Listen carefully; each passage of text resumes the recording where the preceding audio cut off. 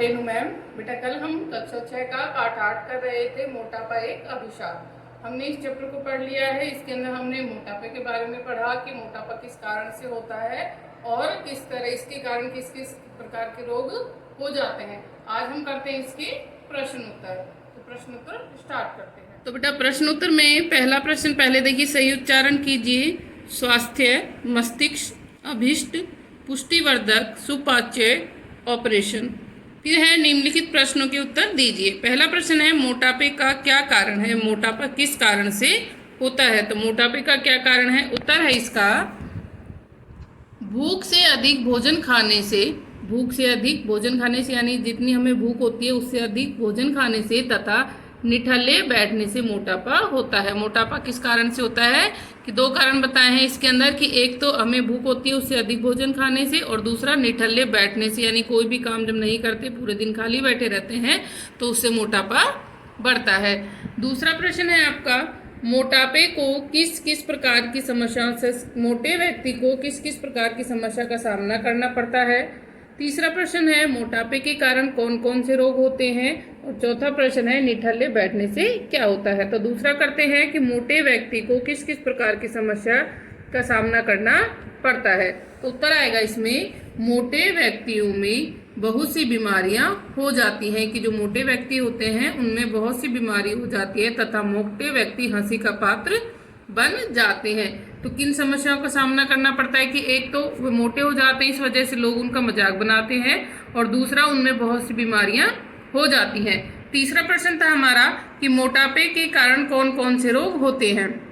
तो उत्तर है मोटापे के कारण उपानदाह, मधुमेह, जिगर का पीलिया रोग तथा हृदय से संबंधित रोग हो सकते हैं।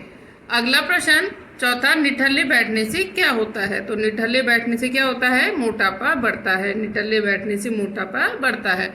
आगे हमारे सही विकल्प के प्रश्न उत्तर, पहला है मोटापा हंसी का पात्र बनता है। मोटापा है वो किन में हंसी का पात्र बनता है, क्योंकि जो बच्चे होते हैं वो सबसे ज़्यादा एक दूसरे का मजाक बनाते हैं, तो बच्चों में वो मोटापा हंसी का पात्र बनता है बच्चों में।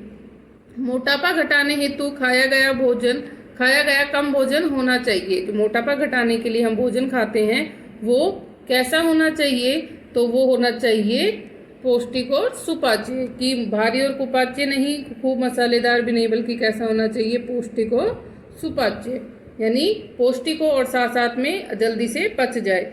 चिंता तथा तनाव के कारण हुआ मोटापा घटाया जा सकता है।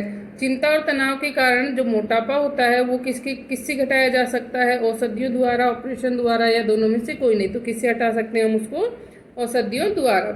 निठल्लापन भी होता है, निठल्लापन भी होता है दुबलता के होने के कारण। मोटापे की का कारण स्वस्थ होने का कारण, किसका कारण होता है, मोटापे का कारण। आगे है अतिलघु उत्तरीय प्रश्न उत्तर। अतिलघु उत्तरीय प्रश्न उत्तर में है बेटा, पहला प्रश्न है मोटापे का मुख्य कारण होता है। कि मोटापे सबसे जो मेन कारण है वो मोटापे का क्या है, तो मोटापे का मेन कारण है भूख केंद्र द्वारा निश्चित की गई भोजन मात्रा से अधिक खाने से भार बढ़ता है, यानी मोटापा बढ़ता है। कि भूख केंद्र है, जो हमने पाठ में पढ़ा था कि भूख केंद्र हमारा खाना निश्चित करता है कि हमें कितनी भूख है नहीं है। तो भूख केंद्र द्वारा निश्चित की गई भोजन मात्रा से अधिक खाने से भार बढ़ता है। कि जब हम उस निश्चित मात्रा से अधिक भोजन कर लेते हैं तो उससे भार बढ़ता है। मोटापे का स्तर शरीर के किस भाग से मापा जाता है। मोटापे का जो स्तर है वो शरीर के किस भाग से मापा जाता है, तो ऊपरी बाहु यानी डोलों के पिछले भाग से। कहाँ से, कि ऊपरी बाहु यानी डोलों के पिछले भाग से। तो आप उत्तर इस तरह से लिखोगे बेटा कि मोटापे का स्तर शरीर के ऊपरी बाहु डोलों के पिछले भाग से मापा जाता है। अगला प्रश्न है आकर्षक डील डोल वाला शरीर कितने लोगों को प्राप्त होता है। तो हमने पढ़ा था कितने लोगों को प्राप्त होता है कि आकर्षक डील डोल वाला शरीर प्राय या बहुत कम लोगों को प्राप्त होता है। तो उत्तर लिखोगे आप, आकर्षक डील डोल वाला शरीर बहुत कम लोगों को प्राप्त होता है। आगे है शरीर के भार को कौन सा अंग नियमित करता है। शरीर के भार को कौन सा अंग नियमित करता है, तो मस्तिष्क के अंदर स्थित भूख केंद्र, मस्तिष्क के अंदर स्थित भूख केंद्र। तो उत्तर आएगा इसमें शरीर के भार को मस्तिष्क के अंदर स्थित भूख केंद्र नियमित करता है। कौन नियमित करता है? मस्तिष्क के अंदर स्थित भूख केंद्र। तो बेटा एक बार ये प्रश्न देख लो आप फटाफट। भूख केंद्र द्वारा निश्चित की गई, पहले का उत्तर आएगा कि भूख केंद्र द्वारा निश्चित की गई भोजन मात्रा से अधिक खाने से भार बढ़ता है। दूसरे में ऊपरी बाहु डोलों के पिछले भाग से, तीसरे में बहुत कम लोगों को, और चौथे में आएगा मस्तिष्क के अंदर स्थित भूख केंद्र से। आगे अब आपके लघुत्तरीय प्रश्न उत्तर। लघुत्तरीय में पहला है मोटापा शरीर में कब आता है? मोटापा शरीर में कब आता है? तो उत्तर आएगा कि जब व्यक्ति भूख से अधिक खाता है, जब उसे भूख होती है उससे अधिक खाता है तब, और निठल्ला बैठता है तब। तो दो कारण से आता है कि जब व्यक्ति भूख से अधिक खाता है तब मोटापा आता है, और जब वो निठल्ला बैठता है तो भी उसे मोटापा आ जाता है। तो उत्तर आएगा कि जब व्यक्ति भूख से अधिक खाता है और निठल्ला बैठता है तब मोटापा शरीर में आता है। ये है कई व्यक्ति अपने आप को अकारण मोटा क्यों समझने लगते हैं। कि कई व्यक्ति होते हैं ना जो अपने आप को कहते हैं कि मैं मोटा हूँ, तो वो किस कारण समझते हैं? वे अपने शरीर के डील डोल से असंतुष्ट होकर ऐसा समझने लगते हैं। कि हमने पाठ में पढ़ा था कि आकर्षक जो डील डोल है वो बहुत कम लोगों को मिलता है। तो ऐसे में जो व्यक्ति जिनका डील डोल उनकी को अच्छा नहीं लगता, वे अपने शरीर के डील डोल से असंतुष्ट होकर ऐसा सोचने लगते हैं। डील डोल यानी जो उनका शरीर की जो बनावट है उसके आधार पर, तो वो अपने शरीर की जो बनावट है उससे असंतुष्ट होकर ऐसा सोचने लगते हैं। मस्तिष्क में स्थित भूख केंद्र का क्या कार्य है?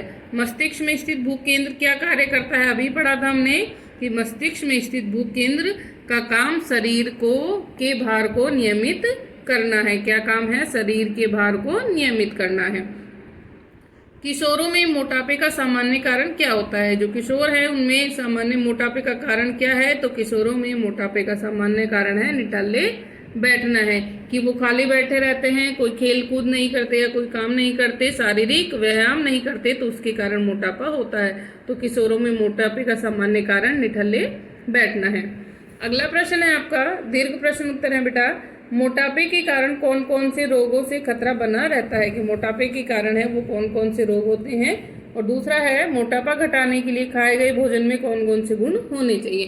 तो पहले का उत्तर है आपका मोटापे के कारण कौन कौन से रोग होते हैं। तो मोटापे के कारण उपांद्रदाह यानी बड़ी आंत की पूंछ की सूजन, इसको अपेंडिक्स कहते हैं बेटा इंग्लिश में, मधुमेह, जिगर का पीलिया रोग और हृदय से संबंधित रोग तथा रक्त से संबंधित कुछ रोग होने का खतरा रहता है। कि मोटापे के कारण क्या होता है? मोटापे के कारण है उपांद्रदाह यानी बड़ी आंत की पूंछ की सूजन, मधुमेह, जिगर का पीलिया रोग से संबंधित रोग तथा रक्त से संबंधित रोग होने का खतरा रहता है। अब अगला प्रश्न है आपका कि मोटापा घटाने के लिए खाया हुआ भोजन कैसा होना चाहिए। तो उत्तर आएगा आपका दूसरे का, मोटापा घटाने के लिए खाया गया भोजन पुष्टिवर्धक होना चाहिए। मोटापा घटाने के लिए खाया गया भोजन कैसा होना चाहिए? पुष्टिवर्धक होना चाहिए, ताकि शरीर को निर्बलता का अनुभव न हो, ताकि जो शरीर है वो हमारा कैसे ना लगे, हमें कमजोर ना लगे। इसके साथ साथ में जो भोजन है वो सुपाच्य भी होना चाहिए। कैसा होना चाहिए? सुपाच्य। तो मोटापा घटाने के लिए खाया गया हुआ भोजन कैसा होना चाहिए? पुष्टिवर्धक होना चाहिए, ताकि शरीर को निर्बलता का अनुभव न हो, और इसके साथ साथ में भोजन सुपाच्य भी होना चाहिए। अगला प्रश्न है आपका, अब ये नीचे दी गई पंक्ति किसके विषय में कही गई है? नीचे कुछ तीन पंक्तियां दी गई हैं, इनके बारे में पूछा है कि किसके विषय में गई है। तो पहली है यह शरीर में वसा उत्पन्न करता है। दूसरा, इसे बड़ी आंत की पूंछ की सूजन कहते हैं, इसका औषधि द्वारा दमन किया जाता है। तो पहले की उत्तर आएगा आपका कि यह शरीर में वसा उत्पन्न करता है। क्या वसा उत्पन्न करता है? कि भूख से अधिक खाया हुआ भोजन शरीर में वसा में बदल देता है। कि भूख से अधिक खाया हुआ भोजन वसा में बदल जाता है, तो ये क्या कर देगा? शरीर में आपका वसा उत्पन्न कर देगा। फिर दूसरा प्रश्न था हमारा कि इसे बड़ी आंत की पूंछ की सूजन कहते हैं। तो मोटापे के कारण अनेक रोग हो जाते हैं, उसी में से एक है उपांद्रदाह यानी बड़ी आंत की पूंछ की सूजन। अगला है इसका औषधि द्वारा दमन किया जा सकता है। तो ये किसके विषय में कही गई है? कि चिंता तथा तनाव के कारण हुए मोटापे को औषधियों द्वारा दमन किया जा सकता है। कि चिंता तथा तनाव के कारण हुए मोटापे को औषधियों द्वारा दमन किया जा सकता है। बेटा ये सभी प्रश्न उत्तर आपको नोटबुक में नोट करने हैं। राइटिंग बहुत सुंदर कर दी है।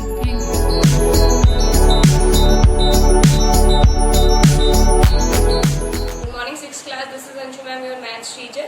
So let's start our today's maths class. In the previous class, we continue our syllabus for exercise 5.2, and we did some questions. 5.3, and we do some two questions of exercise 5.3 also, in which we find the equivalent fraction. Equivalent fractions कैसे निकाली थी? Simply multiply the number by 1 के लिए हमारे पास already given था, तो जितनी भी निकाली थी उनकी कॉरस्पॉन्डिंग हमने 2, 3, 4 ऐसे मल्टीप्लाई करा था। इक्विवेलेंट मतलब क्या होता है? सेम नंबर किसी एक होल पार्ट का, मतलब हमारे पास किसी भी एक पार्ट का क्या करते हैं हम उसका इक्विवेलेंट निकालते हैं, मतलब उसके लाइक टर्म्स निकालते हैं। तो नेक्स्ट में हमारे पास है check whether the fractions are equivalent और नॉट। तो हमने सिंपली क्या करा था, वहाँ पे जो डिनोमिनेटर था उस टर्म को सेम बनाते थे, और उसके अलावा हम क्या करते थे, उनसे ऊपर वाले को उसी नंबर से मल्टीप्लाई करते थे, जिसके लिए हमें डिनोमिनेटर से मल्टीप्लाई करना होता था।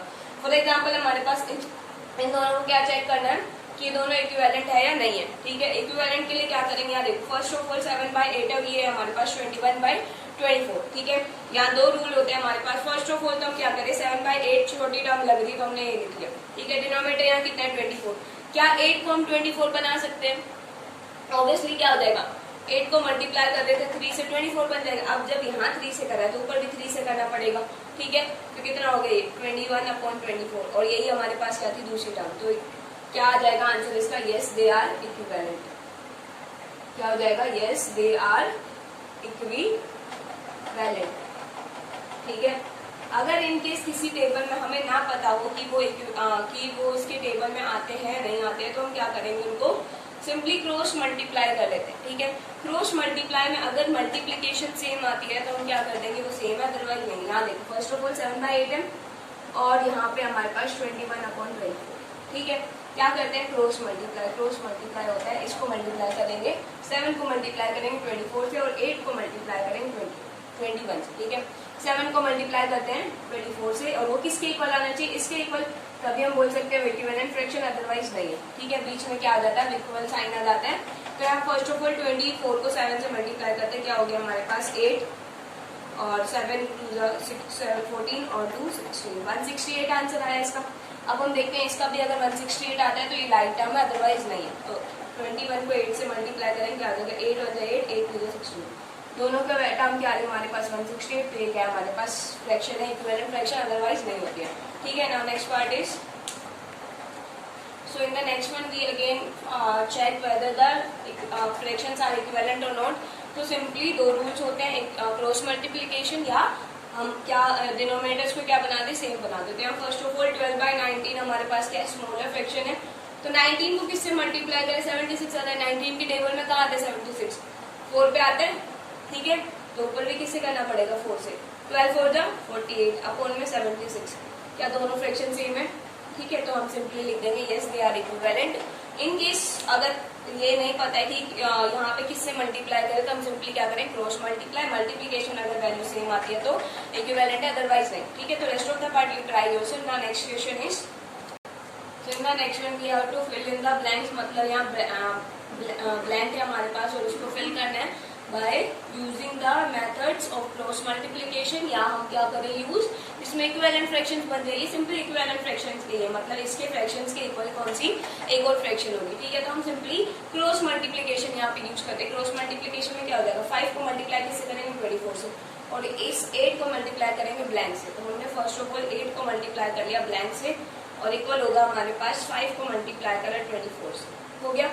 अब 8 मल्टीप्लाई ब्लैंक, और यहाँ पे क्या हो जाएगा 24 को करेंगे यहाँ पे 5 4 जा 20, 5 2 जा 20। ठीक है, आंसर आ गया हमारे पास 10। हमें सिर्फ क्या निकालना है, ब्लैंक। ठीक है, ब्लैंक के साथ जो टर्म है हमारे पास यहाँ पे क्या है, वो मल्टीप्लीकेशन में। जब भी मल्टीप्लीकेशन में यहाँ टर्म होती है तो वो राइट हैंड साइड में जाके क्या हो जाती है, डिवाइड हो जाती है। तो हमने सिंपली क्या करा, ब्लैंक यहाँ लिखा और 120, और इसको क्या करा, डिवाइड करा 8 से। ठीक है, 8 को डिवाइड करेंगे तो यहाँ पे 8 कहाँ आएगा, बाहर आएगा, और 120। ठीक है, 8 1 8 कितना हो गया 4, नीचे तो 8 5 40, कितना आंसर आ गया हमारे पास 15। तो मतलब इसका आंसर क्या आ गया 15। इसका आंसर ब्लैंक का आंसर, ठीक है 15 हो गया। नेक्स्ट में हम करते हैं यहाँ पे भी अगेन हम क्या यूज करेंगे, क्रॉस मल्टीप्लीकेशन। तो 17 का मल्टीप्लाई करेंगे ब्लैंक से इक्वल होगा 51 का मल्टीप्लीकेशन 25 से, ठीक है। सिंपली क्या हो जाएगा हमारे पास ब्लैंक और इक्वल्स टू 17 क्या हो जाएगा यहाँ पे आके डिवाइड में हो जाएगा। अब यहाँ देखो हमें मल्टीप्लीकेशन क्यों नहीं करी, क्योंकि हमें दिख रहा था 17 की टेबल में 51 आता है, तो हम सिंपली इसको कट कर सकते हैं, ठीक है। तो 17 1 17, 17 3 जा 51, तो 3 को मल्टीप्लाई करेंगे सिंपली किससे 25 से, कितना आंसर आ गया 75। तो इस ब्लैंक में क्या आएगा हमारे पास 75। इन केस अगर हमें क्रॉस मल्टीप्लीकेशन यूज नहीं करता, यहाँ देखो 17 को किससे मल्टीप्लाई करें 51 हो जाए 3 से, तो नीचे 25 को किससे मल्टीप्लाई करेंगे 3 से। यहाँ देखो 5 और 8 में हमारे पास नीचे वाली टर्म के लिए गिवन है कि 8 से किसको मल्टीप्लाई करें, हमारे पास 24 आ जाए 3 से, तो सिंपली ऊपर भी मल्टीप्लाई करना है 3 से, तो क्या आ जाएगा 15। यहाँ पे 15 आंसर आ रहा है, तो ऐसे भी कर सकते हो आप, ठीक है ना। Next question is, so in the next one we have to reduce the fractions to their simplest form. Reduce मतलब क्या होता है, कम करना मतलब, और उनको सिंपलेस्ट फॉर्म। सिंपलेस्ट फॉर्म वो होती है हमारे पास जिसमें जब दो नंबर्स यहाँ ऊपर और नीचे फ्रैक्शन जो होते हैं उन दोनों में क्या हो कॉमन फैक्टर 1 हो, ठीक है। उन दोनों में क्या हो कॉमन फैक्टर 1 हो, तो सिंपली हम क्या करते हैं डिवाइड करते जाते हैं। डिवाइड किससे करेंगे, सेम नंबर से। फर्स्ट ऑफ ऑल यहाँ देखो ये दोनों नंबर सेम नंबर से डिविजिबल होने चाहिए, तभी हम उस नंबर से उसको डिवाइड करते हैं। यहाँ देखो 2 से डिवाइड करने का देखते हैं हम पहले, 2 3 4 ऐसे 3 एंड देन 5 एंड देन 7 ऐसे करके जाते हैं, ठीक है। जैसे फ्रैक्शन प्राइम फैक्टराइजेशन में करेंगे ना सेम वैसे। तो यहाँ देखो लार्ज डिजिट क्या है 0, यहाँ क्या है 4, दोनों 2 से डिविजिबल है, तो मतलब हम क्या कर देते हैं डिवाइड कर देते हैं 2 से, और यहाँ भी कर देते हैं 2 से डिवाइड, ठीक है। 2 से डिवाइड करा आंसर आया 35, और इसको डिवाइड करा हमारे पास आंसर आ गया 41, ठीक है। अब देखो यहाँ पे ये दोनों टर्म्स क्या है, this one is not divisible by 2, तो हम 2 से डिवाइड नहीं करेंगे, नीचे वाले टर्म पे हमें फर्क ही नहीं पड़ेगा, ठीक है। नेक्स्ट देखते हैं 3 से। 3 से भी डिविजिबल है बिकॉज 3 + 5 इज 8, और 8 is not multiple of 3। Next 5 से ये डिविजिबल है, लेकिन 5 से नीचे वाली टर्म नहीं डिविजिबल है, तो नहीं करेंगे। देन जाएंगे 7 पे। 7 की टेबल में दोनों आते हैं, 7 5 जा 35 एंड 7 6 जा 46, तो डिवाइड किससे करेंगे हम 7 से, हो गया 7, और यहाँ पे भी 7 से कितना हो गया अब हमारे पास 5, और ये क्या हो गया हमारे पास 6। अब यहाँ देखो इन दोनों के कॉमन फैक्टर्स अगर हम निकाले, 5 का कॉमन फैक्टर क्या होगा 1 और 5, और इसका क्या होगा हमारे पास 1 2 और 3, तो ये आपको और किसी नंबर से डिविजिबल नहीं है, मतलब इन दोनों में कॉमन फैक्टर क्या है सिर्फ 1 है, तो ये क्या है हमारे पास सिंपलेस्ट फॉर्म 470/84, ठीक है। Now next part is, so in the next one we have 225 and 275. first of all 2 से डिविजिबल नहीं because large digit है 5, ठीक है।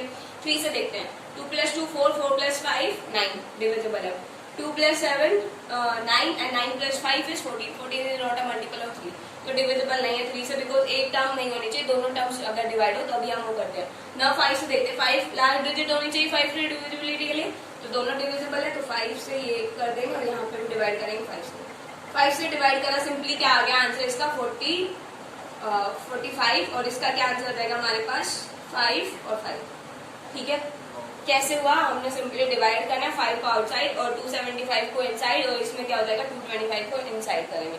यहाँ पे आप देखो दोनों टर्म्स क्या है, अगेन 5 से डिविजिबल बिकॉज उससे पहले किसी से डिविजिबल नहीं है, तो 5 से ही डिविजिबल है, तो हमने लिख दिया यहाँ पे क्या हो गया 9 और अपॉन में 11। अब 9 और 11 जो है हमारे पास और किसी एक कॉमन नंबर से डिविजिबल नहीं है, मतलब इनके कॉमन फैक्टर क्या नहीं है, 1 के अलावा और कोई टर्म नहीं है, तो सिंपलेस्ट फॉर्म क्या बन गई इसकी 9/11। Now next part is, so next one is this one. तो फर्स्ट ऑफ ऑल 2 से डिविजिबल नहीं है। 3 से देखते हैं, 9 + 2 11 डिविजिबल नहीं है। 5 से डिविजिबल नहीं है। 7 से देखते हैं, 7 से क्या हो जाएगा 7 1 7 4 9, 7 से डिविजिबल, नीचे वाला देखते हैं 7 2 14 एंड 1 3 डिविजिबल नहीं है, तो नेक्स्ट करते हैं। 7 के बाद क्या होगा 9 तो होगा नहीं, प्राइम नंबर है, सॉरी प्राइम नंबर नहीं है। देन 11 से करेंगे तो 11 1 11 और 9 रिमाइंडर हो जाएगा, ठीक है। इसके बाद ये किस पे जाएगा, ये दोनों किसकी टेबल में पढ़े हमने 17 की में, तो सिंपली क्या हो जाएगा हम डिवाइड कर देंगे 17 से, ठीक है। जब कुछ भी ना बने तो हम देख लेते हैं कि यहाँ किसी के फैक्टर्स में तो नहीं है, मतलब किसी टेबल में तो नहीं आते, अगर नहीं आते तो सिंपली ये सिंपलेस्ट फॉर्म थी इसकी, ठीक है। तो 17 7 का कितना होता है हमारे पास 119, और 17 9 का कितना होता है हमारे पास 153। So this will be the simplest form for this question. So that is about the exercise 5.3. So that is about the exercise 5.3. In the tomorrow's class we start our next exercise. So that is all for today. Thank you. welcome to our online classes. This is for class 6th.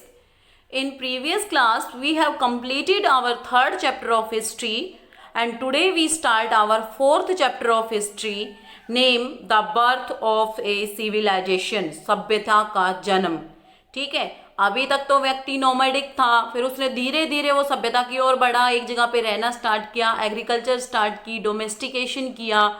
तो अब क्या है कि अब यहाँ से सभ्यता की शुरुआत हो रही है, सभ्यता का जन्म हो रहा है. Our focusing point are discovery of the Indus valley civilization, Indus valley Sindhu घाटी सभ्यता की खोज, decline of the Indus valley civilization, जो सिंधु घाटी सभ्यता का पतन, फीचर्स ऑफ द सिविलाइजेशन, और सभ्यता के जो मुख्य फीचर्स हैं, उसके मुख्य पक्ष हैं वो. Now we start our class with the point discovery of the Indus valley civilization. prior to the discovery of the Indus Valley civilization is the second half of the 20th century. कि जो discovery हुई सिंधु घाटी सभ्यता की, Indus valley civilisation का मतलब बेटा हिंदी में है सिंधु घाटी सभ्यता, क्योंकि इंडस जो नदी सिंधु नदी है उसी को इंडस रिवर भी पहले बोलते थे, और उसी के कारण इसको भारत का नाम इंडिया पड़ा. पर्शियन लोग सिंधु को इंडस मतलब कि सिंधु नदी को इंडस नदी बोलते थे. ठीक है, तो वहीं पे जो वैली है उसी को क्या बोलते हैं, इंडस वैली बोलते हैं. तो वहाँ पे जो सभ्यता जन्म हुई उसी को इंडस वैली सिविलाइजेशन कहते हैं. तो 20वीं शताब्दी के जो दूसरा भाग था उसमें मिला historian were unaware that a highly developed culture existed in India some 4500 years ago. और जो इतिहासकार थे वो बिल्कुल अनजान थे इससे कि भारत में आज से लगभग 4500 वर्ष पूर्व भी एक हाई डेवलप्ड कल्चर था, एक हाई डेवलप्ड संस्कृति थी. The Indus valley civilization is also referred to as the Harappan civilization. और जो सिंधु घाटी सभ्यता है उसको हड़प्पन सिविलाइजेशन, हड़प्पा सभ्यता के नाम से भी जाना जाता है. After the first sight which was discovered, जब पहली जो साइट थी इंडस वैली सिविलाइजेशन की वो खोजी गई थी, उसके बाद इसको हड़प्पन सिविलाइजेशन भी कहना स्टार्ट कर दिया था. It was purely out of accident that this civilization was discovered. और ये एक मतलब कि एक घटना ही थी कि इस सभ्यता की खोज हुई.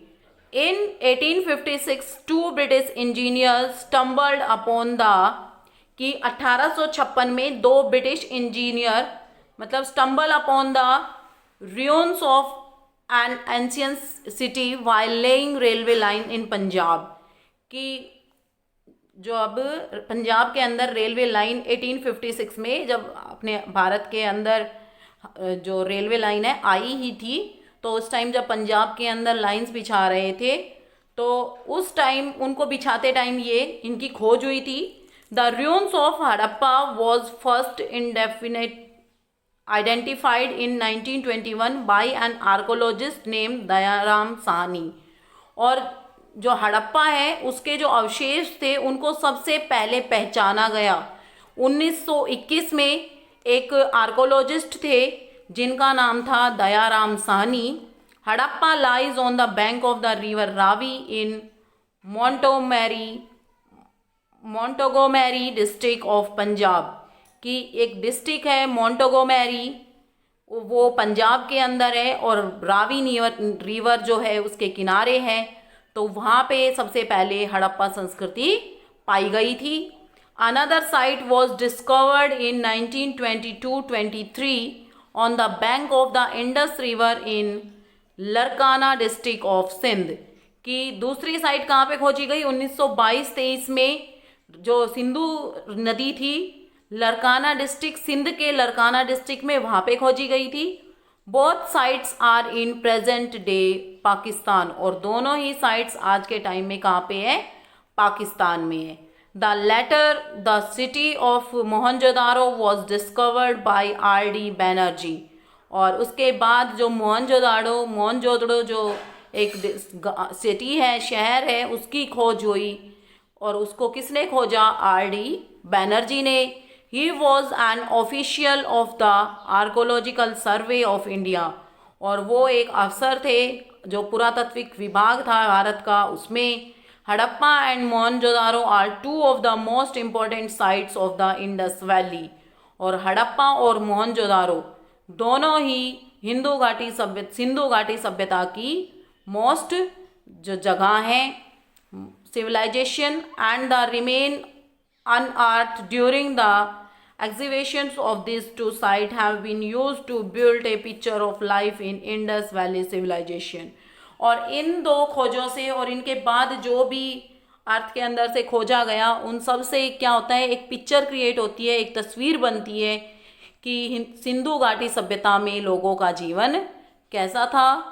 देखो बेटा, ये एक मैप है जिसके अंदर आप देख सकते हो ये इंडस रिवर है, ठीक है। ये जब नीचे आ रही है तो यहाँ पे क्या है, यहाँ एक घाटी है, ठीक है।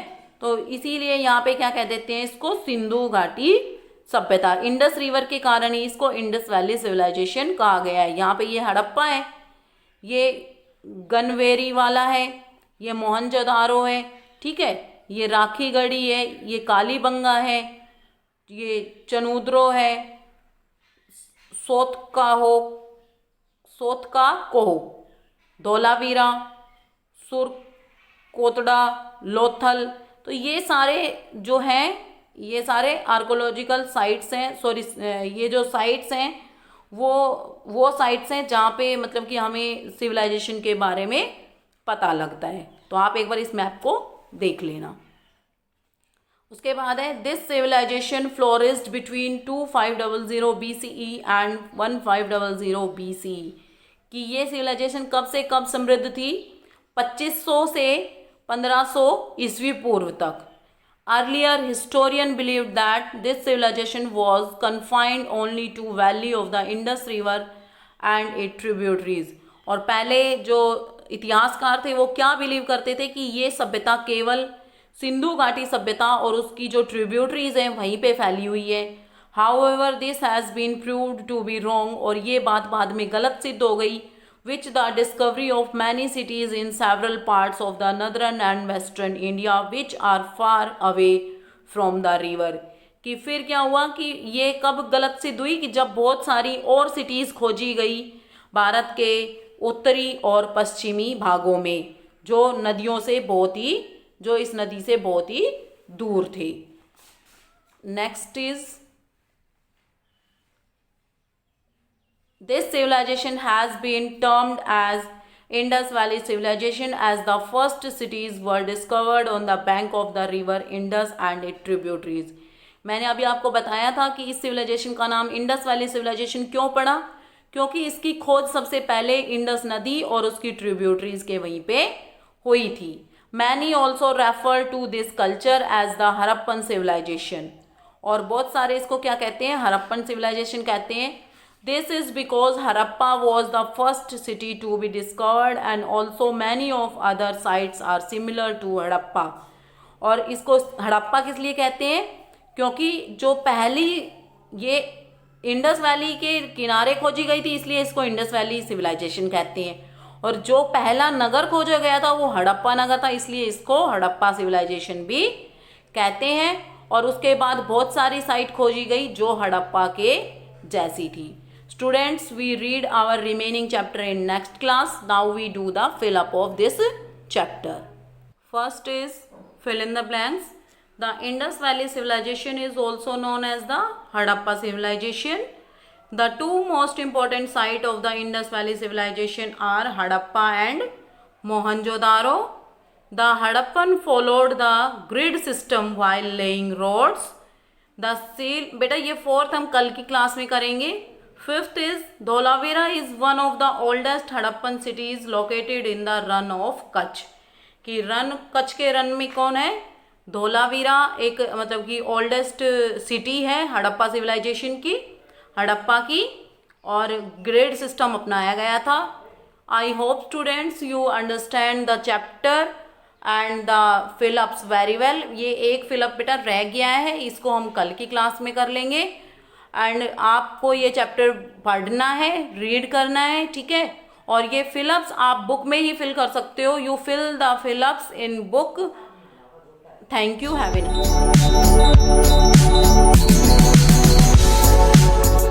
Students, welcome to our YouTube channel. This is for class 6th. Students, as you know, we completed with the chapter 16 and we are completed with 50% of our syllabus. Now from today onwards, I will start with the revision work from the chapter 1. And as you know, first chapter is the sentence. Now let's start. Now students, see here, we will start with the revision work of chapter 1, and chapter 1 is the sentence. As you know of define of the sentence कि हम define कैसे करेंगे sentence को.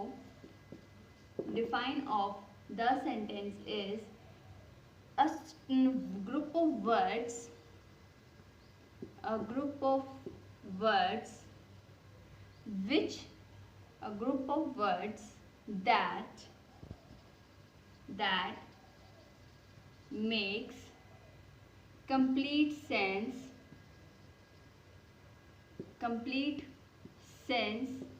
is called a sentence. Example, as you know, any sentence, I am a girl.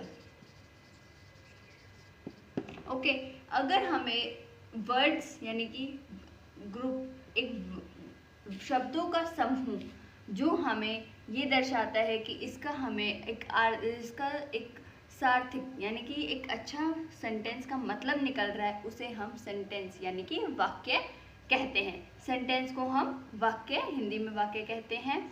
Example you can see here, I am a girl. In sentences we have different parts, like first we have a type of phrase. Phrase क्या होते हैं? Phrase is a group of words,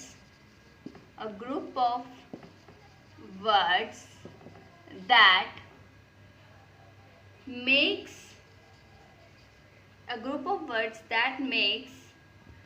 sense but not complete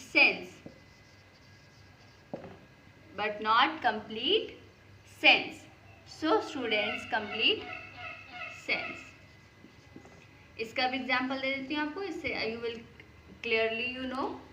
suppose into the garden, शब्दों का समूह है, एक वाक्य बन रहा है, एक सेंटेंस बन रहा है, ग्रुप ऑफ वर्ड्स यूज हुए हैं इसमें, लेकिन इसमें कोई सेंटेंस का मतलब नहीं निकल रहा है, इस सेंटेंस का कोई मीनिंग नहीं निकल रहा है हमारे पास कि इनटू द गार्डन, कौन है गार्डन में, हमारे पास इसका कोई कंप्लीट सेंस नहीं है. तो this is called a phrase, a group of words that make sense but not complete sense, they are called phrases. So students, you know the define and meaning of two defines, that is sentence and phrase. दोनों का अलग अलग मतलब पता चल गया आपको. Sentence मतलब होता है जो कंप्लीट सेंस निकलता है जिसका, उसको हम सेंटेंस कहते हैं, और जिसका सेंस निकलता है पर कंप्लीट सेंस नहीं निकलता, not complete sense, they are called phrases. So next now students, I will tell you about the different kinds of sentence. Now students, we are having 4 kinds of sentences, as you know here. Kinds, we are having 4 kinds. First I will tell you about declarative. Declarative, or you can say it assertive. Assertive sentences. Second is imperative. Imperative sentences. Third is interrogative. Interrogative sentences.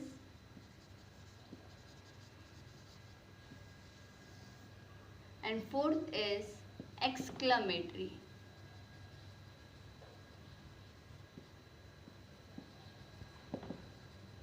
Exclamatory sentence. Now students, I will tell you about the first type of sentence is declarative sentences. Declarative sentences are those sentences which convey information. Convey information. Simple sentences you can say. Simple sentence होते हैं ना, उनको भी हम क्या कहते हैं, assertive और डिक्लेरेटिव सेंटेंसेस. सिर्फ जो हमें ये बताते हैं कि इस सेंटेंस में क्या है. For example I will give you कि simple sentences you can say I am a girl, the boy is sitting. ऐसे जो सिंपल सेंटेंसेस होते हैं उन्हें हम डिक्लेरेटिव या असर्टिव सेंटेंसेस कहते हैं. Next is imperative sentences. Imperative sentences are make request,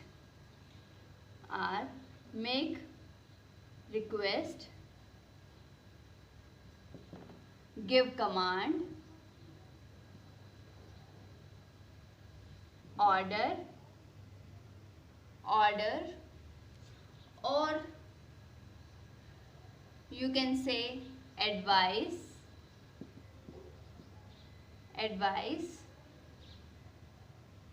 warnings, instructions,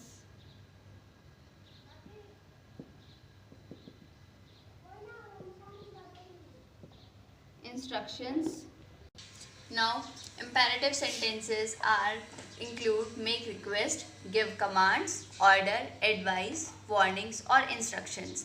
it means जिस सेंटेंस में हमें किसी की रिक्वेस्ट का पता चल रहा हो, रिक्वेस्ट इज़ हमें कैसे पता चलेगा कि कोई प्लीज़ लगा रहा है हमारे पास, ठीक है, तो वो हो जाएंगे रिक्वेस्ट. कमांड्स में जो हमें कोई कमांड दे रहा है कि नहीं तुम्हें ये ऐसे करना है, give commands. Example I will give you, leave the room immediately.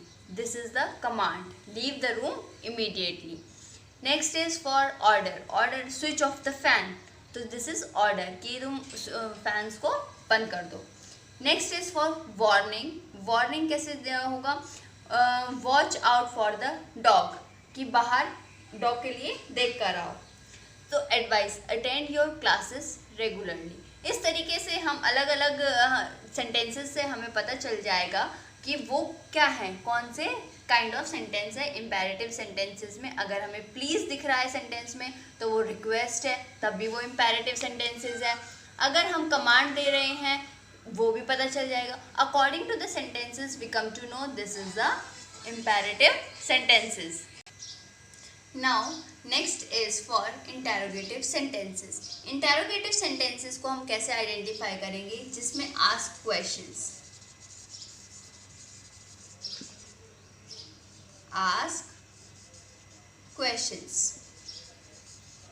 जिसमें हम क्वेश्चंस पूछते हैं वो होते हैं interrogative sentences. So students, as you all know that interrogative sentences में और questions पूछते हैं हम, तब लास्ट में हमारे पास क्या आता है, question mark. तो question mark से भी हम ये आइडेंटिफाई कर सकते हैं कि वो interrogative sentences हैं. तो इंटेरोगेटिव सेंटेंसेस को अच्छे तरह से यानी कि इजी फॉर्म में अगर हमें आइडेंटिफाई करना है तो वो हम कैसे आइडेंटिफाई करेंगे. एक तो WH फैमिली से पता चल जाएगा, ठीक है, कि WH फैमिली से कि वो क्वेश्चन पूछ रहे हैं, व्हाट, हाउ, ये वर्ड्स यूज़ करके अगर वो स्टार्ट कर रहे हैं क्वेश्चंस, तो मतलब कि वो क्या है कि वो कुछ क्वेश्चन पूछ रहे हैं और लास्ट में क्वेश्चन के एंड में हमारे पास क्वेश्चन मार्क होगा और इसके अकॉर्डिंग भी हम आइडेंटिफाई कर सकते हैं कि वो इंटेरोगेटिव सेंटेंसेस हैं. Now next fourth one is exclamatory sentences. Exclamatory sentences वो सेंटेंसेस होते हैं जो ये दर्शाते हैं, ये एक्सप्रेस करते हैं कि express the emotions, feelings, or you can say excitement. These are called exclamatory sentences. और exclamatory sentences में लास्ट के में, एंड में या सेंटेंस के कहीं पे भी एक एक्सक्लेमेशन साइन होता है, उससे भी आप ये बता सकते हैं कि ये एक्सक्लेमेटरी सेंटेंसेस हैं। एक्सक्लेमेटरी सेंटेंसेस के अकॉर्डिंग हमें सेंटेंसेस से ये आइडेंटिफाई करना है कि वो किस इमोशन में बात कर रहे हैं। फीलिंग सैड, हैप्पी है, एक्साइटेड है, खुश है बहुत ज़्यादा, या उसकी फीलिंग्स के अकॉर्डिंग हमें आइडेंटिफाई करना है कि वो कैसे फील कर रहा है। उसके अकॉर्डिंग हमें ये पता चल जाएगा कि वो एक्सक्लेमेटरी सेंटेंस है। So students, today we discuss about the 4 kinds of sentences as you see. So tomorrow in the next video I will tell you the book exercise on the basis of this chapter. So today we completed with the theory portion. So thank you everyone. Students, I Neetu Yadav welcome all students in our YouTube channel of online classes. So students, in our chapter number 7, living and non-living things, we study our some topic like growth, structure, organization and etc. So students, in today's video we study about locomotion, movement and respiration. In movement you study two difference. What is difference between locomotion and movement?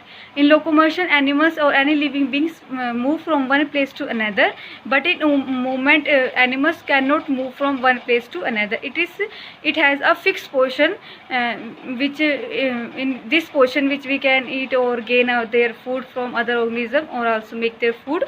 Like hydra sea anemone is the example of your movement, and animals, living beings, humans are example of locomotion because we can move from one place to another. Or also in respiration we study about how our food can combine with oxygen and give carbon dioxide, water and energy. So energy we know is very important for our life. So food is the main source of energy, and we can help with the help of respiration takes this energy in our body. So let's start in details to study about this. Our today's topic is movement. Let's start our topic movement. All living things show movements. Animals move in search of food and shelter as well as to protect themselves from their enemies. अब क्या कह रहे हैं, जितने भी living beings हैं वो क्या है, मूवमेंट शो करते हैं। मूवमेंट मतलब एक जगह से दूसरी जगह पे जाना। जो एनिमल्स है वो क्या करते हैं, किस लिए मूव करते हैं, फूड के लिए, शेल्टर के लिए और अपने आप को एनिमीज से प्रोटेक्ट करने के लिए। जो एनिमल है वो एक जगह से दूसरी जगह मूव करते हैं। And this kind of movement in which one moves from another place is called locomotion. और ये जो एनिमल्स का एक जगह से दूसरे जगह जाना, मूव करना, उसे हम क्या कहते हैं, लोकोमोशन कहते हैं। ठीक है, लोकोमोशन क्या होगा, animals move in search of food and shelter from one place to another is known as locomotion. All animals and human beings show locomotion. जितने भी ह्यूमन बींग्स और एनिमल होते हैं वो क्या शो करते हैं, लोकोमोशन शो करते हैं। Beside locomotion living beings also show other movements such as beating of heart, movement of hands, head, muscles, chest while breathing in and out. अब क्या कह रहा है, जितने भी एनिमल्स है वो ह्यूमन बींग्स है वो मूवमेंट लोकोमोशन शो करता है। बिसाइड लोकोमोशन के अलावा लिविंग बींग्स कुछ एक्स्ट्रा है मूवमेंट जो शो करते हैं, मतलब हलचल करते हैं। जैसे दिल का धड़कना हो गया, आपके हैंड्स लेग्स की मूवमेंट, आपकी मसल्स की मूवमेंट, और जो जस्ट आप ब्रीथ करते हैं, इन एंड आउट, सांस लेते हैं, अंदर लेते हैं, बाहर छोड़ते हैं, तो उसमें आपकी चेस्ट की भी मूवमेंट होती है। ठीक है, तो आप समझ में आए लोकोमोशन मूवमेंट क्या होती है, एक जगह से दूसरी जगह जाना, किस चीज़ का लोकोमोशन कहता है। ठीक है, कहलाता है। There are some animals which do not move from one place to another. अब क्या कह रहे हैं, ऐसे कुछ एनिमल्स हैं जो एक जगह से दूसरी जगह मूव नहीं करते। For example hydra remain attach to the weeds in pond water. अब ये जो वीड्स क्या होती है, जो खरपतवार होती है, आपकी वीड्स एक्स्ट्रा जो प्लांट प्रेजेंट हो जाते हैं फील्ड के अंदर या पोन्ड वाटर के अंदर, किसी वाटर के अंदर। ठीक है, उसे कह रहे हैं। अब ये जो हाइड्रा प्लांट है वो क्या करता है, वो जो पोन्ड वाटर में जो वीड्स है उसके साथ अटैच रहता है, जिसकी वजह से वो दूसरी जगह मूव नहीं कर सकता। ऐसे ही similarity sea anemone remains attached to a rock and moves only its body parts। अब क्या कह रहा है, ऐसे सी एनिमोन्स, ये आपका हाइड्रा का डायग्राम है। सी एनिमोन, हाइड्रा क्या करेगा, पोन्ड वाटर की जो वीड है उसके साथ अटैच करेगा, उसकी जो ऊपर वाली बॉडी है उसे वही मूव करेगी, नीचे नहीं। ऐसे सी एनिमोन का, सी एनिमोन क्या है, सी एनिमोन की अपर बॉडी तो क्या है, मूवमेंट शो करेगी, उसके बॉडी पार्ट्स मूव करेंगे, लेकिन वो क्या एक रोक के साथ अटैच करेगा, जिसकी वजह से वो एक जगह से दूसरी जगह ट्रांसफ़र नहीं हो सकता है। ठीक है, सो these animal move their body parts while remaining fixed at one place, this is called movement। अब क्या कह रहा है, एक ही जगह पे फिक्स होकर, जहाँ हमें वहाँ फिक्स होकर लेकिन हम अपनी मूवमेंट शो कर एक जगह से दूसरी जगह मूव कर रहे, हिल रहे हैं, तो उसे मूवमेंट कहते हैं। ठीक है, लोकोमोशन में इजी है, लोकोमोशन मूवमेंट में क्या डिफरेंस है, लोकोमोशन में आप एक प्लेस से दूसरी प्लेस ट्रांसफ़र हो सकते हैं, मूव कर सकते हैं, चल सकते हैं, लेकिन मूवमेंट में क्या होगा, जो मूवमेंट में आपके जो बॉडी पार्ट्स है वो क्या होगा, एक ही जगह एक प्लेस पे फिक्स रहेगा, आप मूव नहीं कर सकते, इसे मूवमेंट कहते हैं। Most of the plants remain fixed at one place but they show movement, the sunflower faces the sun during the day. अब क्या कह रहा है, ऐसे बहुत से प्लांट होते हैं जो एक जगह प्लेस होते हैं लेकिन कुछ मूवमेंट शो करते हैं, जैसे आपके हाइड्रा सी एनिमल, ऐसे ही जस्ट सनफ्लावर है, जिस सनफ्लावर क्या करता है, जिस तरफ सन का फेस होगा उस साइड क्या करता है, सनफ्लावर अपना फेस कर लेता है, जिस डायरेक्शन में आपका सन मूव करता है दिन के टाइम, उसी डायरेक्शन में जो सनफ्लावर है वो भी फेस करता रहता है। ठीक है, roots have a tendency to grow downwards into the soil and shoots grow upwards so that leaves could get sunlight। अब क्या कह रहा है, कोई भी प्लांट है, प्लांट की जो रूट होती है, ठीक है, प्लांट की जो रूट होती है वो तो नीचे की साइड मूव करती है, सोइल में नीचे की साइड ग्रो करती है, लेकिन जो आपकी शूट है वो क्या करती है, ऊपर आपके अपवर्ड ऊपर की साइड मूव करती है, आपके स्काई की साइड, ताकि क्या हो, उसके जो लीव्स है उनको क्या मिल सके, सनलाइट मिल सके। ठीक है, next, the opening and closing of stomata and blooming of flowers are some more example of movement in plants. अब क्या कह रहा है, आपका जो स्टोमेटा होता है, स्टोमेटा क्या होता है, इस टाइप की शेप होती है स्टोमेटा की।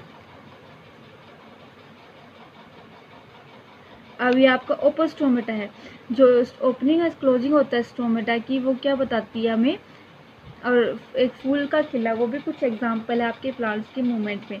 अब देखो, ये आपका जो स्टोमेटा एक ही जगह फिक्स रहेगा, लेकिन उसकी जो सेल्स है, गार्ड सेल है, ये क्या ओपन और क्लोज होते हैं ताकि वो क्या कर सके, रिस्पायर कर सके प्लांट, लेकिन उसमें कोई लोकोमोशन नहीं है, उसमें सिर्फ मूवमेंट शो हो रही है। तो ये कुछ एग्जाम्पल है आपके मूवमेंट के।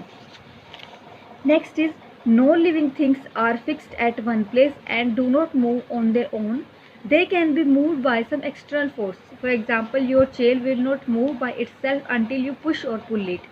अब क्या कर रहा है, जो नो लिविंग थिंग्स है वो एक ही जगह पे फिक्स रहती है, वो हम जब तक हम उस चीज़ को मूव नहीं करेंगे वो अपनी जगह से दूसरी जगह ट्रांसफ़र नहीं होगी, हिलेगी नहीं, मूव नहीं करेगी। इसलिए हम ये बोल सकते हैं कि कुछ एक्सटर्नल फोर्स, बाहर से हम कुछ फोर्स लगा रहे हैं जिसकी वजह से आपकी नॉन लिविंग थिंग्स है वो एक जगह से दूसरी जगह मूव कर रही है। जैसे आपकी चेयर है, आप चेयर को हिलाएंगे तो ही वो मूव करेगी आगे या पीछे, लेकिन अगर आप उसको हिलाएंगे नहीं तो चेयर जिस पोजीशन पे पहले है उसी पोजीशन पे ही रहेगी। ठीक है, so next topic is respiration. आपका मूवमेंट में हो गया, मूवमेंट में मेन चीज़ है लोकोमोशन एंड मूवमेंट, लोकोमोशन के एग्जाम्पल और मूवमेंट के एग्जाम्पल। ठीक है, नेक्स्ट है respiration. Living beings need energy for various activities, food is the main source of energy for them. अब क्या कह रहे हैं, जितने भी लिविंग बींग्स होते हैं उनको काफ़ी सारे काम करने के लिए किसकी ज़रूरत होती है, आपकी एनर्जी की ज़रूरत होती है। और ये एनर्जी हमें कहाँ से मिलती है, जो food is the main source of energy for them. जो फूड होता है, आपका खाना होता है, वो एनर्जी का सबसे मेन सोर्स होता है। मतलब हमें एनर्जी किससे मिलती है, हम जो फूड खाते हैं, ईट करते हैं, उससे हमें सबसे ज़्यादा एनर्जी मिलती है। So respiration helps living beings to obtain this energy. अब ये जो आपका रेस्पिरेशन है वो क्या करता है, हेल्प करता है लिविंग बींग्स की, ताकि एनर्जी को ऑब्टेन किया जा सके, पाया जा सके। ठीक है, कैसे, it is an oxidising and energy releasing process. अब देखिए कैसे होता है ये, आपकी एनर्जी कैसे ऑब्टेन होती है। सो कैसे, जो आप फूड इंटेक करते हैं, उसके साथ, उस फूड के साथ जो हम ऑक्सीजन इनहेल किया है, ठीक है, जब वो दोनों कंबाइन होते हैं, ठीक है, कंबाइन होने के बाद वो किस में टूटते हैं, कार्बन डाइऑक्साइड में, वाटर में और एनर्जी में। ठीक है, जो आपका फूड ऑक्सीजन मिलकर किस में टूटता है, कार्बन डाइऑक्साइड, वाटर और एनर्जी। और ये जो एनर्जी है, ये एनर्जी आप ऑब्टेन करते हैं रेस्पिरेशन के थ्रू ऑब्टेन करते हैं। ठीक है, अपने फूड से। आपका ये C6H12O6 क्या है, आपका फूड है, कार्बोहाइड्रेट है। ठीक है, so we can say that respiration help living beings to obtain this energy. It is oxidising and energy releasing process. ये क्या है, ऑक्सीडाइजिंग और एनर्जी रिलीजिंग प्रोसेस में क्या है, आपकी एनर्जी रिलीज हो रही है। ऑक्सीडाइजिंग का मतलब हो रहा है आपका जो O2 है वो कंबाइन हो रहा है आपके फूड के साथ और CO2 में कन्वर्ट हो रहा है, कार्बन डाइऑक्साइड में। For this we need oxygen. इसके लिए हमें ऑक्सीजन की ज़रूरत होती है। ठीक है, जब तक ऑक्सीजन नहीं लेंगे आपका फूड ऑक्सीजन के साथ कंबाइन नहीं होगा और एनर्जी में ब्रेकडाउन नहीं होगा। You know that living organism take in oxygen present in the air. This process of taking in oxygen is called breathing. आप क्या कह रहा है, जो आप जितने भी लिविंग ऑर्गेनिज्म वो ऑक्सीजन लेते हैं जो आपकी एयर में प्रेजेंट होता है, ये जो प्रोसेस है ऑक्सीजन के लेने की प्रोसेस, उससे हम क्या कहते हैं, ब्रीथिंग। सिंपल है स्टूडेंट्स, आप एयर से ऑक्सीजन ले रहे हैं और इस inhalation of oxygen from air is known as breathing. ठीक है, इसे हम ब्रीथिंग कह रहे हैं। This oxygen is used to break down complex food substance into similar substance like carbon dioxide and water and release energy. अब क्या कह रहा है, ये जो ऑक्सीजन है किस लिए यूज़ होता है, ब्रेक डाउन कॉम्प्लेक्स फूड। आपका ब्रेक डाउन कॉम्प्लेक्स फूड क्या होता है, C6H12O6, ये आपका फूड है। ठीक है, ये फूड आपके ऑक्सीजन की वजह से किसमें, छोटे छोटे सब्सटेंस में टूटता है। वो छोटे सब्सटेंस क्या होंगे, कार्बन डाइऑक्साइड, वाटर और एनर्जी। ठीक है, एनर्जी, ये तीनों चीज़ आपके रिलीज करते हैं। Thus the process of taking in oxygen and its oxidation to release energy is called respiration. इसलिए हम बोल रहे हैं कि जो प्रोसेस होती है ऑक्सीजन और लेने की और ऑक्सीडेशन को रिलीज करने की एनर्जी को, उससे हम क्या कह रहे हैं, रेस्पिरेशन बोल रहे हैं। Most organism have special organs to take in oxygen. अब जितने भी ऑर्गेनिज्म होते हैं उनके पास स्पेशल ऑर्गन्स होते हैं ऑक्सीजन लेने के। जैसे ह्यूमन बींग्स लंग्स के थ्रू रिस्पायर करते हैं, आपके फिशेज है वो गिल्स के थ्रू रिस्पायर करते हैं, जो इंसेक्ट है वो स्पायरिकल्स। तो ऐसे अलग अलग ऑर्गेनिज्म अलग अलग ऑर्गन्स के थ्रू रिस्पायर करते हैं।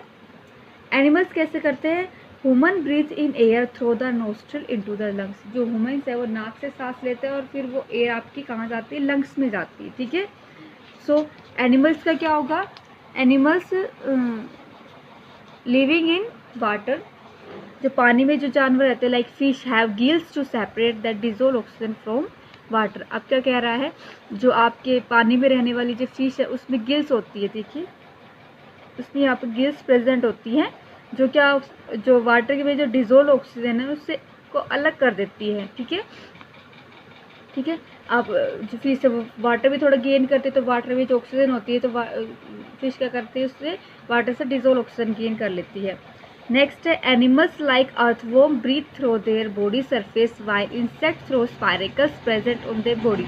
आपके जो अर्थवॉर्म है, अपनी जो उसकी अर्थवॉर्म है वो अपनी स्किन के थ्रू सांस लेती है, जो बॉडी सरफेस पे है, बॉडी सरफेस है या फिर स्किन है उसके थ्रू सांस लेती है। लेकिन जो इंसेक्ट है, insect like grass hopper, cockroach, उन पे क्या होता है, स्पायरिकल्स प्रेजेंट होते हैं। ये जो स्पायरिकल्स होते हैं इनके थ्रू इंसेक्ट है वो क्या करता है, सांस लेता है, ब्रीथ करता है। Next, in plants, the plants gate oxygen from the environment and return carbon dioxide and water vapour into it. अब क्या कह रहा है, जो आपके प्लांट्स है वो ऑक्सीजन लेता है कहाँ से, इन्वायरमेंट से। आपका जैसे ह्यूमन बींग्स भी इन्वायरमेंट से ऑक्सीजन लेते हैं, वैसे प्लांट लेता है। In return carbon dioxide and water vapour into it. अब क्या कह रहा है, और जो कार्बन डाइऑक्साइड और वाटर वेपर है वो क्या करता है, रिटर्न वापस करता है। This mere exchange of gases is known as respiration.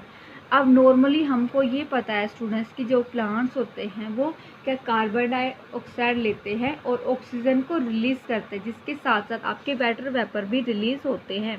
ठीक है, तो यहाँ पे आपका कार्बन डाइऑक्साइड आएगा, यहाँ पे आपका ऑक्सीजन आएगा, ये मिसप्रिंट हो रहा है। This mere exchange of gases, ये जो मेयर एक्सचेंज है गैसेस का, उसे हम क्या बोलते हैं, रेस्पिरेशन बोलते हैं।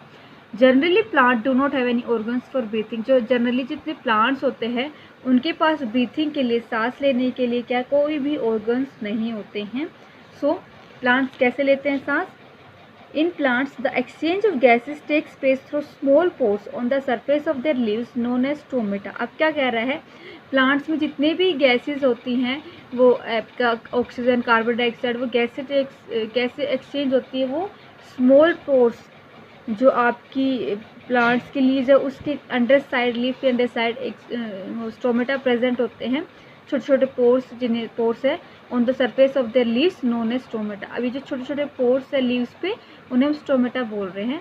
Aquatic plant which are submerged in water respire through their body surface. अब क्या कह रहे हैं, एक्वेटिक प्लांट्स जो पानी में रहते हैं, प्लांट जो पानी के बिल्कुल पानी के अंदर डूबे हुए, ठीक है, समर्स प्लांट होते हैं, वो किसके थ्रू रिस्पायर करते हैं, बॉडी सरफेस के थ्रू रिस्पायर करते हैं। सो ये आपका स्टोमेटा का डायग्राम है। इसमें ये सॉरी स्टूडेंट्स, इसमें ये आपका स्टोमेटा है जो लीव्स के अंडर साइड प्रेजेंट होता है। अभी जो स्टोमेटा है ये आपके प्लांट्स में को हेल्प करता है आपकी गैसेस को एक्सचेंज करने के लिए, ठीक है। Non living things neither breathe nor need respiration. अब क्या कह रहे हैं, नॉन लिविंग थिंग्स है, उनको ना तो सांस लेने की ज़रूरत है ना ही रेस्पिरेशन की ज़रूरत है, ठीक है। That's it for today. आज आपका होमवर्क भी देख लीजिए।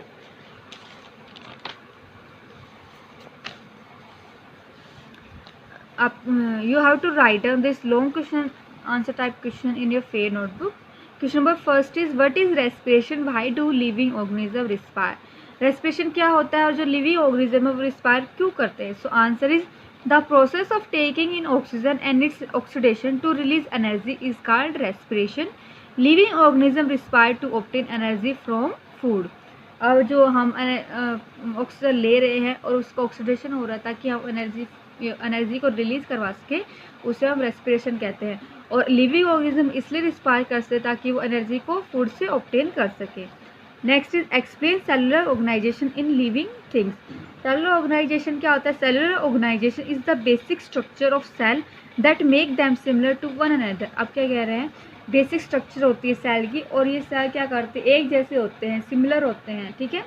सो हम ये we know that the group of cell form tissue and group of tissue form organ and group of organ form organ system।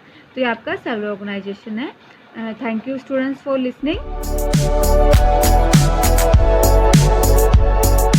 Hello student, in today's GK class of class 6th, I will discuss with you chapter number 26. Our chapter name is confusing word. In previous video, I discussed with you chapter number 25. So let's start chapter number 26. Chapter number 26 is confusing word. Friend यहाँ पे कुछ word given है English language के जो meaning में भी same दिखते हैं, कुछ ऐसे जो स्पीकिंग में सेम है और उनका मीनिंग अलग है। First one is practice and practice. तो स्टूडेंट इसकी स्पेलिंग डिफरेंट है। इस जो प्रैक्टिस है फर्स्ट वाला, इसका मीनिंग होता है the action of doing something, means किसी काम को करना। इसको हिंदी में बोलते हैं अभ्यास। And whereas a practice a verb meaning to do repeatedly to improve one skills, means किसी काम को बार बार करना, उसको इम्प्रूवमेंट करने के लिए, तो उसको बोलते हैं प्रैक्टिस। ए सिंपल एग्जाम, इसका एग्जाम्पल है practice all the sums in the practice notebook. तो प्रैक्टिस नोटबुक क्या होगी, जिसमें आप कोई भी सम करके देखते हैं, और प्रैक्टिस ऑल सम मीन्स उनको बार बार करके देखना है प्रैक्टिस नोटबुक में। तो स्टूडेंट ये डिफरेंट मीनिंग के वर्ड है। There and their, there and here का मतलब होता है यहाँ और वहाँ, ये किसी प्लेस को रिप्रेजेंट करता है। और इस देयर का मीनिंग होता है उनका होता है, जैसे कि उनका अपना, इस तरह से देयर वाज ए किंग, तो वहाँ एक राजा था। हेयर एंड देयर ये इस तरह यूज होते हैं। और ये जो देयर है ये पॉजेसिव केस होता है, जैसे it can be understood from its their chair, means their का मतलब होता है उनकी। नेक्स्ट वन है हुज एंड हुज। तो हुज का मतलब होता है किसका, और इसमें होता है कौन सा, किसका और कौन सा। तो हुज क्या होती है, पॉजेसिव फॉर्म होती है, और हु क्या होती है, कॉन्ट्रडिक्शन। जैसे whose turn is to clean the table, किसकी बारी है टेबल को साफ करने की, और हुज गोइंग टू, कौन जा रहा है टेबल को साफ करने। तो that are two different sentence. Okay, next one is affect and effect. Meaning तो दोनों के सेम होते हैं, प्रभाव, but these are use at different time and different places. इनके यूज अलग अलग है सेंटेंस के according. Affect is a word that means influence. Effect is a noun that means outcomes or result. When used as a verb, effect means to produce result. जैसे example इसके, the injury would not effect his performance, means वो घायल होता है गया था लेकिन उसकी परफॉर्मेंस पे कुछ इफेक्ट नहीं पड़ा। नेक्स्ट वन है the song has a claiming effect on the body. जो गाने होते हैं उनका प्रभाव पड़ता है हमारे शरीर पर। नेक्स्ट है एक्सेप्ट एंड एक्सपेक्ट। एक्सेप्ट का मतलब होता है स्वीकार करना और एक्सेप्ट का मतलब होता है उसको चीज को छोड़ना, उसके अलावा। इसका मतलब होता है to receive and it means होता है टू एक्सक्लूड। तो everyone except Mohan accepted her apology, means हर एक सबने अपनी कोई भी अपोलॉजी है वो स्वीकार कर ली। किसको एक्सपेक्टेड? मोहन को छोड़कर, मोहन ने नहीं की। इस तरह से than and then is use for THAN, that is use to compare two things. Okay, and then का मतलब ये टाइम को शो करता है तब। Than is use to make comparison, whereas then refer to the point in time। मैंने आपको भी बताया था कि जो देन है वो टाइम को रिप्रेजेंट करता है और जो देन है ये कंपैरिजन के लिए यूज करता है। जैसे he is taller than Mohan, तो इसमें कंपैरिजन होगा कि वह मोहन से लंबा है। और ये होता है देन मीन्स उस टाइम, जिस टाइम में काम कर रहा था उसने मुझे ये सामान दिया। इस तरह ये टाइम को शो करता है। Student, you have to learn this type of confusing word and their meaning। Snips में गिवन है होमोफोन्स एंड होमोग्राफ। होमोफोन्स होते हैं are word that sound alike और nearly like but have different meaning. Means जो word की जो sound होती है वो सेम होती है लेकिन मीनिंग अलग होता है। And homograph is a word that has same spelling and other word has different sound and different meaning. इसमें क्या होता है, स्पेलिंग सेम होती है और जो प्रोनाउंसिएशन होता है वो अलग होता है। जैसे यहाँ लीड का मतलब होता है टू गो हेड, मीन्स आगे चलना, और ये होता है लेड का मतलब होता है शीशा, a metal. Okay, so student you have to learn for that help in your language subject also, so you have to learn all these confusing words for your exam. Thank you. Have a nice day.